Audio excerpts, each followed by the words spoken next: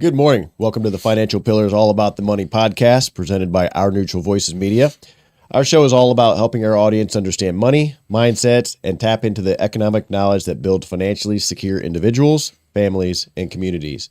So whether you're tuning into our show to learn about budgeting, building credit, investing, or starting your own business, we're here to break down the knowledge in a real and relatable way. I'm your host, Ryan Leopard. Joining me, my man, JJ. JJ Foster, Lake City Bank. And we got Terrence from Greenway Bank. Yes, gentlemen, welcome this morning. So we wanted to talk to you today a little bit about the importance of financial literacy within our youth, right? That's going to feed right into, this is the fourth and final session for the Youth Sense seminar next Wednesday, right? Yes, so sir. Talk to us a little bit about that, what it's going to cover. Yeah, as you said, it's actually, the third and final of our Youth Sense financial literacy educational piece. 2135 South Hannah at the Fort Wayne Urban League. It'll be 6 o'clock to 8 o'clock. We feed the young people. We actually feed the whole family. We feed families. We have a lot of good knowledge, and it's actually just a great family time to be together. Our third part series, the first two were more instructional based. We did a PowerPoint. We had Terrence educating our youth, leading some great discussions. This last one will be a hands-on simulation, what we call a reality store. So if you can imagine, there'll be different stations set up. Each station will represent a certain type of business. The kids will get a scenario and have to navigate through daily challenges and things that a lot of adults face on a daily basis. So just a different way to educate our young people. Awesome. So leading into the importance of educating our youth on that, right? You know, I think we kind of met before the year and kind of made that a point for this year to do that. So why is it important for us to reach the youth? It is extremely crucial for us to reach the youth because with me being closer to my previous, yes, absolutely. I can definitely say I entered the workforce at the age of 18. Mm-hmm. Of course, I was still living under my parents' roof. In the beginning, I didn't really have any responsibilities, of course, so the money that I made was the money that I made, essentially. Over the years, as I started to age, once again, I am grateful for what my mother did. She introduced me to the word of responsibility at a very young age. So essentially, you know, she would take a portion of the money that I made. Essentially, I had no idea what she did with it. I didn't really care with it. I was glad to be able to pay my fair share in how everything went down. In terms of being young, when you make money, of course, it's like, oh, so say you get a $300 paycheck. Okay, that's $300. Okay, well, what snacks am I going to go get? What video game am I going to go get? What new pair of shoes, or like, where am I going to go spend my money at? That is initially the first thought that comes to mind anytime I got my first paycheck. Oh, what can I go spend it on? There was no concept of savings or potentially investing or saving up to buy a house or buy a car. Like, that wasn't something that was initially on my mind at the time.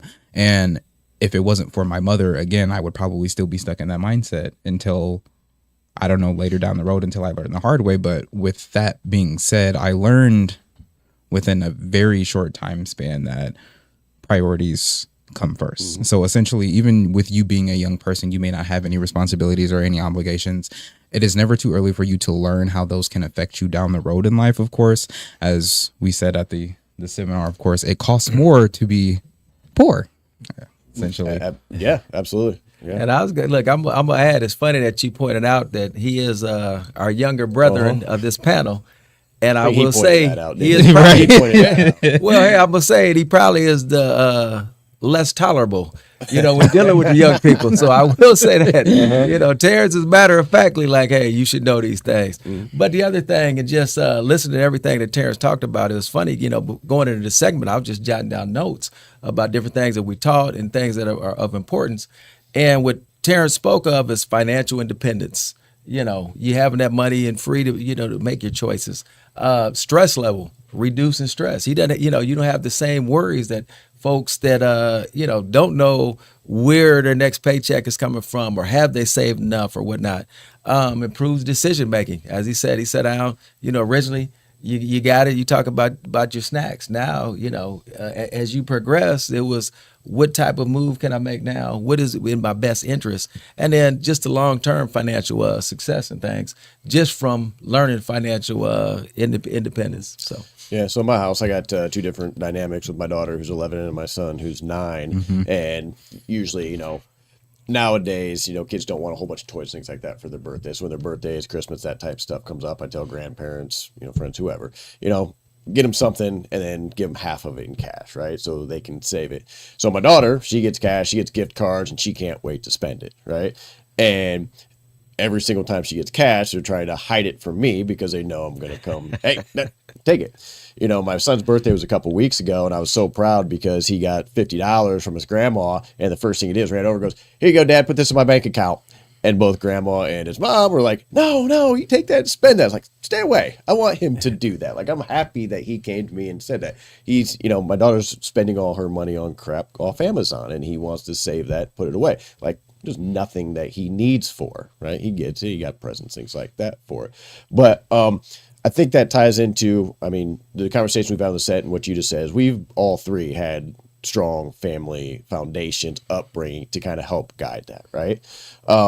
Last week I had the privilege of, talking to about 100 students with the TeenWorks programs who are our friends there.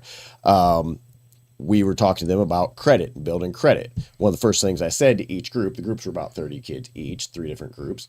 When they came in, how many of you have, households, family, things like that are talking to you about your credit, talking to you about financial literacy, things like that. And in each group, there's probably 3 or 4 kids that raised their hand. Now, maybe some of them didn't feel like they wanted to raise their hand, but it was kind of shocking to me, like how few actually have those conversations at home, which is why it's important that we're kind of having these conversations and leading the seminars and things like that, right? Yeah, that's funny you say that because that's actually what we experience. We'll have, there's a couple gyms that are in there. You got some kids that probably could be in their teaching class. Mm-hmm.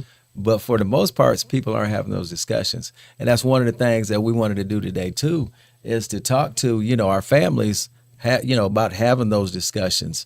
They can do different hands-on games and simulations. And when we talk about like our reality store next week, it's not just about the kids. This is a great time to come together as a family and you can talk about things. Another technique you can use is just the reality of our day to day. Sit down and you talk to a kid, about what you make, or just use a scenario. What portion of a bill they need to pay, or we got a family trip. How do you sit down with your kid and we're gonna plan for that? You pull them in on those discussions. So things that we talk about is just laying that foundation too. Terrence has led discussions on budgeting, on saving, on investing. And then it's funny you talk about credit and debit. And, we touch on all those things. And it's not just about us. And it coming to a financial program, that's part of it. But it does. It starts at home. And it almost reminds me of the phrase, in kindergarten, parents are your first teachers. Mm-hmm. Same thing. Use that same adage here when you're talking about financial literacy. And that's you're talking about building strong, successful people down the road. But Terrence, talk to them, again, about you covered all the topics and things that we have. Of course, absolutely. So essentially going over some of the points that we talked about, I know one of the biggest ones, we talked about the difference between gross income and net income. And that was one of my more exciting things to discuss, because once the youth found out the difference between your gross income and your net income, they were like, okay, well, why am to keep this amount? Well, yeah, why am I having this skimmed off the top? Why is Uncle Sam taking this? And we had to go in the process of explaining a little bit what taxes are and how taxes work, essentially. But I think one of the most crucial and fundamental aspects that we did discuss was the fact that having your priorities in line first was the most important. Essentially, you want to make sure that you're taking care of your obligations first. You want to make sure that you are setting money aside, that it does go into your savings. And then that last a bit of money that you have left over is essentially what you should be spending on yourself. One of these scenarios that I was able to give out to the youth was, say, we went to the grocery store and I gave you about $200.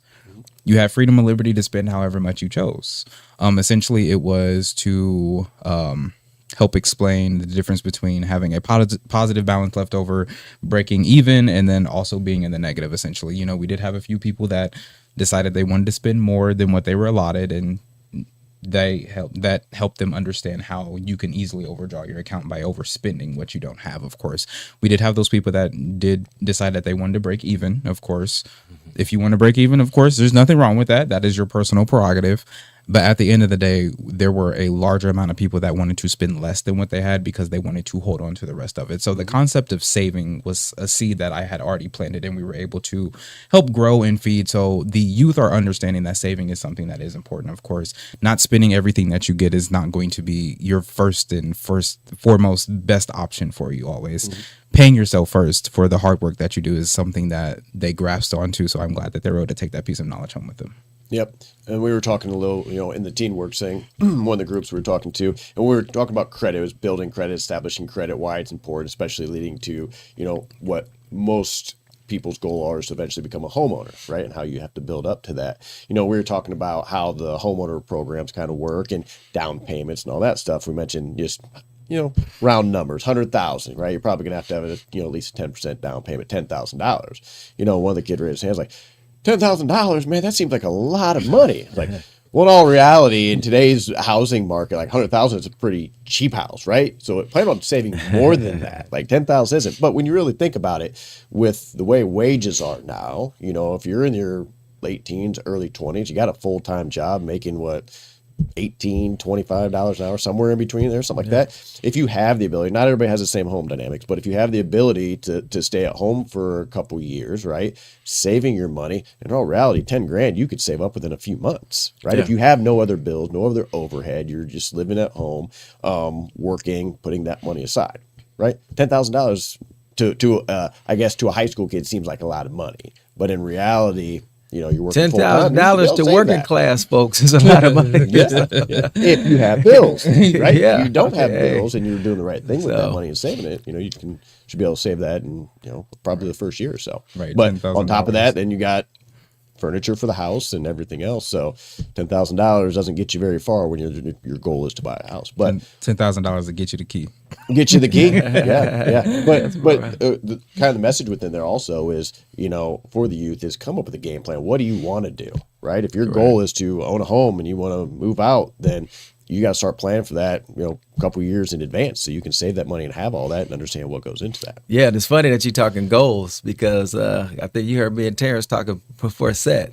We talk to people, there's an acronym out there, SMART goals. Yeah, you got to talk way over my head with that one. So the funny thing, I think I give out $5. Again, $5 for anybody that answers questions correctly and you're interactive. So I kept raising the price. If anybody can tell me what a SMART goal, what is a SMART goal? So again, everybody raise their hand. They think, hey, a SMART goal, a goal that you make, consciously. Mm-hmm. Hey, a SMART goal, and they give you all these specific examples, and we're cracking up because we literally have it up on the screen, the SMART, and it's spelled out. SMART is a specific, measurable, achievable, relevant, and time. So it's right in front of their face. It's right in front of their face. But everybody, they just hear the word smart because, how clever. And it goes up. But, to your point, the first thing you start talking is goals. Mm-hmm. And that's what, in Terrence, in that scenario that he gave, we put it in that framework. You set your goal, and is that achievable? Is that attainable? And again, like I said, I look at Mr. Crabtree. Mr. Crabtree gets on them kids. It's like, hey, now you really gonna do that? So when he tell you about the kids that broke even, he was like, so you break it even? But that's how in depth we get, and those are things that, again, laying that foundation and teaching kids. If at any point we can have people take pause and stop to think about what they're doing with their money, I mean, we're winning, I thought about it too. I'm like, okay, do we talk about this again? And a lot of topics that we cover in this show, personally, I always feel like, man, this is kind of redundant. Why are we talking about this? But the other part of me, I'm a basketball coach. There's some drills we do day one of practice to the last day of practice. That repetition, you have to be redundant. And the more that we can, get people talking and thinking, again, we're winning. And the more I navigate and walk through the community and people will say, hey, yeah, I watch you guys' show. I listen to you. I think that's it, because now, you're changing, you're making it a norm to talk about these types of things. Yep, that's a great point. What I was going to say was what the challenge is getting the youth to understand why it's important to attend the seminar and listen to the show and realize why it's important to them. But I think that's one of the things as a coach, and I do as well. I think the more you talk about it, the more it sets into them. wow, he keeps talking about it. It's important. Why do we keep doing this? And then once they start doing it, they listen and start seeing success for it, then they understand, right? So one of the other things that came out of that TeenWorks conversation was 3 different groups. Had the morning group. They're tired. They just got there because this was at, I think 8 a.m. or something like that. By the 3rd group, right, they're over the day. It's about 11 o'clock. They want to go to lunch, things like that. I got the rowdy group for that one. So, and you can imagine how interesting a conversation with a bunch of high school kids is over building credit's going to be for them, right? Yeah. Not interesting at all. So, they're cracking jokes and, they're talking between themselves while we're trying to talk and everything. So I had to put on a little bit of a serious moment and just be honest with them. Like, I get it. This isn't the most fun topic in the world to talk about, but I believe in it. And it's important for you to understand why this is important to you. So I gave them, the conversation that we had is why we led to this is from some of the other seminars, what we were noticing was people coming, kind of older folks who were there mostly interested in rebuilding their credit, right? So I use that analogy with them like that. That's what we were dealing with. What we wanted to do was, that's great. And it's never too late to care and want to build and reestablish your credit. But what if we had reached the youth to a point where they don't have to see that, right? They don't have to get to the point of rebuilding credit because they understood from the get-go, getting them right off on the foot, the right foot, basically. So getting them to understand that credit is important, why it's important, how it can affect their lives. And if it's bad credit, right, 5-10 years is going to take you to rebuild that. It's a lot easier to destroy your credit than it is to rebuild it or build it in general. So, and a light came on when I was telling them that story, right? I'm here to talk to you about today because I want to see you guys start off on the right foot. I don't want to see you struggling financially and then, you're 40, 50 and then you realize the importance of it. Let's get you started now understanding, and they shaped right up and started listening. Yeah. It was great. Well, that's good. I wish it was that easy for everybody, but you're absolutely right. I was just talking to a realtor yesterday, and he was talking about, his error. He said, and because actually we had a young person, student debt is a big one right now that's costing people when they go to purchase houses. We had a mutual client that had. It went from DTI of probably about 30% to DTI 50% by the time we did our formula for the student loans. And to let people, here's a quick tidbit. Student loans, even if they're in deferred just means you're going to pay. You have to pay it back, but it's going to be at a later time. A lot of people don't get it. And just because you're not paying and they say you don't have to pay, it still counts against you. And as I tell people, we'll take 0.5%, 0.005, and times it by whatever your debt is, and that's what's going to go on. So he talked about that's the big thing that we're seeing now, but then he talked about like his generation, to your point, is the credit card debt was what was hurting people. People got the credit cards, you swiping, they got stuff in the mail right before they went off to college, and hey, let's just buy this, buy that, and then you look up and you're in a hole and you have that debt. But to your point, right now we want to educate people on all aspects. The smarter we can make a generation, the more they don't have to fall in the same pitfalls of stuff that we've seen prior generations do. So, like I said, it's a lot easier to destroy your credit than it is a lot quicker to destroy your credit than it is to rebuild it or build it in general. Yeah. And overall, the stats show they bear young people who have been through any type of financial literacy course. They, if you're financial literate, should they say, you don't carry credit card debt. You understand payment and late fees. You don't have a lot of these same problems for people that just don't have a clue, that are just basically trying to find their way through the dark. Yeah. And it's also important for them to understand that your credit score is not just about you getting a credit card or a loan or something like that, how it can affect you potentially getting a job, right? Yeah. Depending on what kind of job you're getting. You said cost you more to be poor. Yeah, absolutely. Right? You have bad credit, you got debt, right? Insurance is going to be higher. You're going to pay higher interest rates, all that type of stuff. So I like that, analogy. They said it costs you more to be poor, right? Yeah. I got a tidbit for you guys. Do you realize it's only 35 states in the United States that require financial literacy classes? Think about that. As important as we talk about, I don't think so. Think about it. Did you take it? Did you take it? So mine was many years ago. Like yours. I don't know what Jeff Skim are doing nowadays. There's your answer. I mean, I think we rely on JA, but I mean, people JA when they come, but once how many times a month?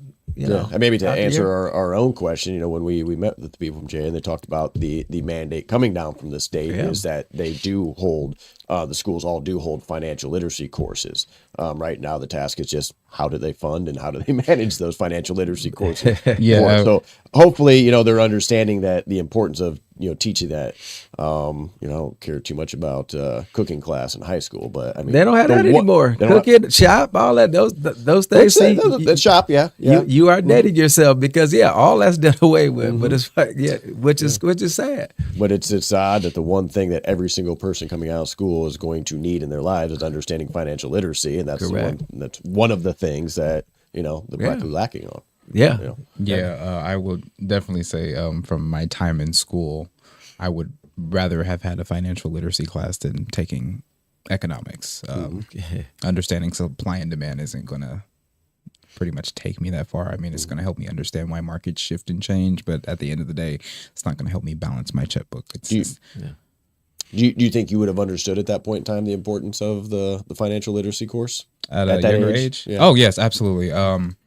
I started working, cutting grass and doing odd jobs and getting paid for that at a young age as a teenager because I had one of those households where it's like, well, if you want to do this, you need to pay for it. I'm like, oh, okay. So, well, let me go find a way to make money so I can go pay for it. I'm essentially understanding banking and credit unions and understanding credit at a younger age, of course. I think it just ties back into having the mindset of creating healthy habits at a young age. So when you do get into the later stages of life, it is something that's been cemented into your brain. It's not something that you have to relearn. It's something that's going to stick with you from a young age all the way up into adulthood. That's the best thing to prepare somebody from leaving school and going into the real world is having those good, healthy habits already. Essentially, another thing that I noticed was they essentially stopped teaching cursive, which I don't understand why that was a thing, because when you have to go sign documents, loan documents, sign up for a credit card, or even sign legal work documents, they expect you to use your signature, but e-sign. Right. If you were never taught to write in cursive, how were you just supposed to automatically know that? And working in a financial institution, there are several times where I've seen the younger generation come in and I'll ask them that they need to endorse the back of a check and they'll have no idea what that means. Okay. And I'm like, oh, you just need to sign your name. And I'm watching them print their name on the back of a check, and I was like, have you ever, created your own signature before? Oh no, I've never done that before. I'm like, oh, okay. You should definitely do that. That's going to help you get farther in life. A lot of people would not accept you printing your name on documents, especially legal documents in the future. So there's a lot more that the education system could be doing in terms of financial literacy, as far as helping people understand what signing up for loan documents is, especially in terms of student loans. A lot of people do sign up for student loans thinking that it's going to be something easy breezy that they're going to deal with, and it's something that literally drags along with them until they're in their late mid 50s. So they're issuing loans to a bunch of kids out of high school who don't clearly understand financial literacy and credit and paying. Yeah, you hear the word deferred and they tell you, oh, that just means you don't have to pay it now. Yeah. That doesn't mean that it's not still accruing interest. So by the time you get it, you seen a $10,000 bill 15 years ago. Now it's $137,000. That's exactly right. Terrence knows, I lead every session. Anytime I work with young people, I let them know, when you go to school, geometry, algebra, chemistry, history, these are all things. I mean, unless you get a certain type of job, a certain career, you're not ever going to see that stuff again in your life. Yeah, I took geometry twice. Does me no good now. You should be able to look at every circle. You should be able to look at every circle and know the radius and circumference. The first time, so I had to take it again. It didn't make sense the second time, and I still don't use it till this day. So. Bingo! But stop to think about that. That's your core. That's your core education. But everything that we're talking about is in your day to day. This is about your household. But you're not gonna help him, and you ask him, did he understand it back then? Whether he did or not, if you make him learn it and you place a value on the importance of it, now he's going to have it. Whether he wants, just like you hear people, I did what I had to do to get through geometry. I hated it, but I had to get through it. Like you say, I took it twice. So same thing. Why not do that with financial aid? I didn't like it, but I had to. And then I'm sitting down. I go to see Terrence, about something. I need to borrow some money. I kind of understand what's going on now. Yeah, so if you fail a financial literacy course, you definitely should take it again. Absolutely. No question. Yes, and again and again and again. Especially in terms of loans, because the biggest thing is, so say you come in and you win a $10,000 loan, and there's usually a box, the finance charge box, and they'll be like, okay, well, what's that? That's the money that we're going to get from the interest of you paying the loan over the entire term. Well, what do I do if I don't want to pay that? You pay the loan off sooner. Yeah, absolutely. The other thing that comes to my mind, and we do the Respect the Game and are privy to talk to different athletes and things. And we just had 2 guys that have good heads on their shoulder. But when you're an athlete, or even as an adult, if I have to rely on financial advisors. Hey, I don't know this stuff, but they do. And then people wonder how athletes go broke, and they find out all these bad investments because they have no idea. They're trusting somebody else when they don't have the basic fundamentals to look at it and monitor them themselves. So. Yeah, exactly. I love that point there, is that you got young people coming out that are focused on playing football, playing basketball, making more money than some of us will ever see in our lives. There don't know how to manage it, so they hire somebody else who either was bad at their job or just robbed them, basically. There you go. Right? You know what that expert is doing. It's not over and over and over. They're gauging your knowledge. So it's like, if I'm talking to you and you have absolutely no clue, that means I'm over here. I got carte blanche. But if you somebody, hey, checks and balance, you asking questions, now it's like, okay, they know they got to be in their P's and Q's. But if you like, hey, you don't have an idea. Now, you kind of setting yourself up to be, honest. It's going to take somebody that has impeccable, morals and integrity to do what they're supposed to do. Yeah, absolutely. I don't know, this is completely off topic, but that actually reminds me of an episode on 2.5 Men. I don't know if you've ever seen the episode, but Charlie initially goes and he sees his accountant, and he's like, where's all my money at? And the scenario that he gives him, he takes a paper cup. And he pokes one hole in it. He was like, this is normal people that know how to use their money. He pours the water in and, it flows out slow and everything like that. And then he stabs a whole bunch of holes in the bottom of the cup. He was like, this is you with your money. Dumps the water in. Of course, all the water just flows right out. And I'm like, yes, without you understanding how your finances work, or without having that financial literacy, you're not going to know how to manage your money. You're not going to know how to save your money. You're not going to know how to keep your money. So that's why, essentially, anytime you look at those major league athletes, okay, you have a multi-million-dollar mansion, you have all these nice cars, you have all these nice jewelry, you have all these nice shoes. But how much money do you actually have in your bank account? That's the real question. Because if in terms of assets, yes, you may have a lot, but in terms of actual cash, liquid value, how much do you actually have? And also understanding how much those assets are going to cost you, right? Absolutely. You get those multi-million-dollar houses, that's great, but that doesn't stop the cost. That just increases your monthly bills, right? To heat, to cool, to take care of that property, and, for you to be there maybe a couple months out of the year, because, And look, before we close out, I know we get to that time, I got to take a time out. His youth card has officially been revoked. Okay. He just quoted $2.5 million. He just quoted $2.5 million. I could have quoted Good Times or The Difference or something like that. That right there, I'm gonna say, right. It didn't date you because I know how young you are, but $2.5 million. He's watching the reruns. Oh, no question. Yeah, I didn't. No question. I watched. He could watch Seinfeld too. I watched the originals before Ashton Kutcher took over. I seen all those good ones. Okay. Yeah. I had a good childhood. JJ, as mentioned, we're running out of time here. I know you started us off on the show with the financial seminar next week. Why don't you take us out with that as well? Yeah, that'll work. Again, we're out just trying to teach young people financial literacy. The more we're trying to empower folks, the more we can empower young people, the better off we can determine long-term financial success. So next Wednesday, the last of our Youth Sense is what we call it. The last of our youth financial literacy next Wednesday at the Fort Wayne Urban League, 2135 South Hannah Street, between the times of 6 and 8 o'clock. Come on out. Free food, free knowledge, free fun. There's not a lot of things that you get to do in this world that does not cost you anything. This event is completely free. The information is invaluable. I can tell you right now, my team at Lake City Bank is meeting right now, giving it a dry run with our reality store. They're excited. We've got branch managers coming in from everywhere else.